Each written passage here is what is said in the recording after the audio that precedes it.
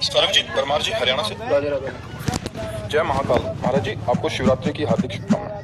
महाराज जी, मेरा प्रश्न है, क्या राम नाम का जाप करके शिव जी की प्राप्ति की जा सकती है? अवश्य। शिव जी के गण बनना चाहते हाँ, अवश्य अवश्य प्राप्ति कर सकते हैं। आप ऐसा भाव कर सकते हैं कि राम नाम भगवान शिव को बहुत प्रिय है। जैसे हमारे भगवान शिव को जो प्रिय हो वो हम भेंट चढ़ाते हैं ना, हम राम राम राम राम जब तक उनको देते हैं, उसका फल होगा, शिव की प्राप्ति हो जाएगी।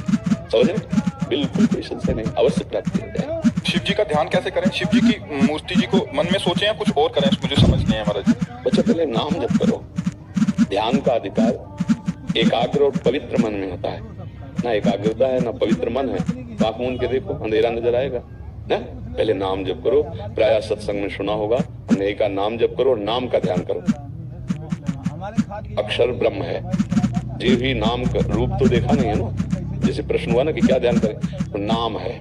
जैसे राधा, हम अपने राधा राधा वही बार बार हमारे नेत्रों के सामने, वही हृदय में चल रहा है, वही श्रवण इंद्रिय से सुन रहे। तो उसी राधा नाम में जो राधा रूप है वही प्रकाशित हो जाएगा। ध्यान नहीं करना पड़ेगा, अपने आप वो रूप प्रकाशित हो जाएगा। देखिए रूप नाम आधीना, नाम जब से रूप का प्रकाश होता है। और ऐसे अगर आपको ध्यान करना है तो भगवान विश्वेश्वर विश्वनाथ जी का जो स्वरूप है शिवलिंग, अब उसको छवि में देखिए और वही बार बार ध्यान करते राम राम जपिए। समझ रहे? वास्तविक तो जो शिव का स्वरूप है वो प्रकाशित हो जाएगा, भजन से प्रकाशित हो जाएगा। जो हमारे हृदय में प्रकाशित होगा वो जो देखा सुना नहीं ऐसा है, वो जो न सुना है न देखा है, ऐसा शिव का रूप है। तो वो भजन से ही आएगा।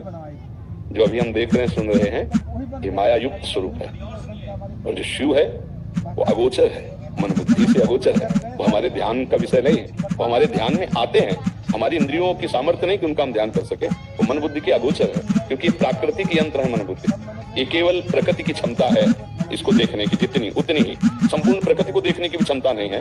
अब देखो, छोटी सी वस्तु देखने के लिए सूक्ष्मदर्शी का प्रयोग होता है, पता है इन नेत्रों में उसकी क्षमता नहीं है। पूर्ण प्रकृति को देखने के लिए प्रकृति से बने हुए नेत्रों की क्षमता नहीं। फिर जो प्रकृति से परे परमात्मा है उसको देखने के लिए वो कृपा करके नेत्र गोचर होता है, वो कृपा करके हमारी इंद्रियों में स्फुरित होता है, हमारे मन में स्फुरित होता है। इसलिए हमें लगता है खूब नाम जप करो, शास्त्र सम्मत आचरण करो। अगर ध्यान की प्रियता बहुत है तो नाम का ध्यान करो। ऐसा भाव नहीं बनता है तो भगवान शिव का जो विश्वेश्वर विश्वनाथ जी या भगवान महाकाल या जो भी भगवान के द्वादश ज्योतिर्लिंग है या और भी भगवान के स्वरूप है, उनको देख करके भावना करो। तो चूंकि भावना शिव की हो रही अंदर से, बात वहां तो शिव है, ये बस इसी भावना से शिव का प्रकाश हो जाएगा। बस चल दो तो यात्रा पूरी कराना उनका काम है। हम चल रहे हैं, हम भजन शुरू कर रहे हैं। ठीक है?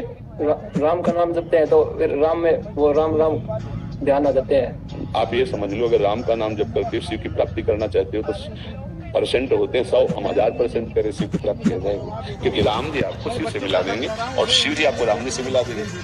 तो है नहीं, वो लीला के लिए कभी वो स्वामी बनते हैं, वो सेवक बनते हैं, कभी वो सेवक बनते हैं, वो स्वामी बनते हैं। रामेश्वर की स्थापना करके आप आराधना कर रहे हैं, हनुमान जी बन करके आप आराधना कर रहे हैं।